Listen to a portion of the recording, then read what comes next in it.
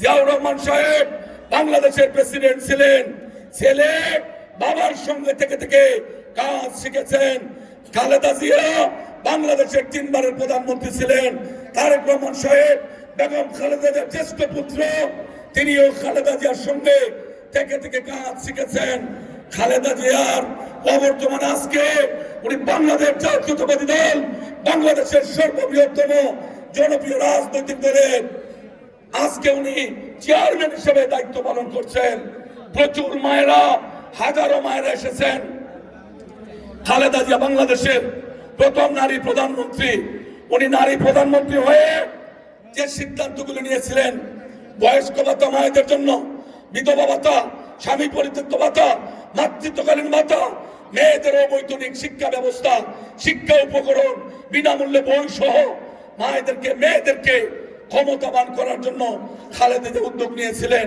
আমাদের প্রিয় নেতা তারেক রহমান সাহেব সিদ্ধান্ত নিয়েছেন আমাদের মায়েদেরকে শক্তি বৃদ্ধির ক্ষেত্রে পরিবারে স্বাচ্ছন্দ্য ফিরিয়ে আনার জন্য একটি ফ্যামিলি কার্ড মায়েদেরকে দেবেন। প্রতি মাসে সেই মা এই কার্ড দেখিয়ে রাষ্ট্রীয় নির্ধারিত জায়গা থেকে 2 থেকে 2,500 টাকার খাদ্য সামগ্রী অথবা নগদ 2 থেকে 2,500 টাকা আনবেন। আমাদের কৃষকদেরকে কৃষি কার্ড দেওয়া হবে।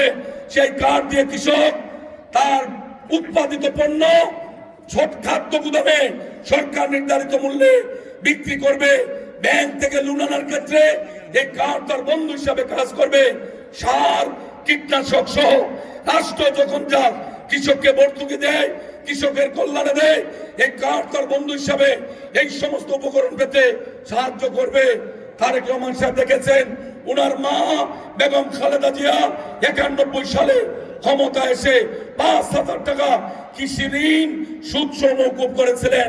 তারেক রহমান সিদ্ধান্ত নিয়েছেন, তারেক রহমান সাহেব যদি আল্লাহ মানুষের খেদমতে উনাকে কবুল করে, উনি বলেছেন 10,000 টাকা কৃষি ঋণ সুদসহ 2 মাসের মধ্যে মওকুফ করাবে ইনশাআল্লাহ। আমাদের আলেম ওলামা ভর্তি বিভিন্ন মসজিদের ইমাম মুয়াজ্জিন খতিব সাহেব এসেছেন। তারেক রহমান বলেছেন আল্লাহ যদি বিএনপিকে মানুষের কল্যাণে কবুল করে, ইমাম সাহেব, মুয়াজ্জিন সাহেব, মন্দিরের পুরোহিত, খ্রিস্টানদের গির্জায় উপাসনালয়ে যারা দায়িত্ব পালন করেন তাদেরকে রাষ্ট্রীয় ভান্ডার থেকে প্রতি মাসে তাদেরকে একটি সম্মানী দেওয়া হবে। আমাদের তরুণরা বৈষম্য বিরোধী আন্দোলনে পেটে পড়েছিল কিসের দাবিতে? কোটা। তারা কোটাতে চায় না, তারা বলেছে মেধার ভিত্তিতে আমরা রাষ্ট্রের চাকরির অধিকার, আমরা রাষ্ট্রের নাগরিক হিসেবে মেধার ভিত্তিতে চাকরি চাই।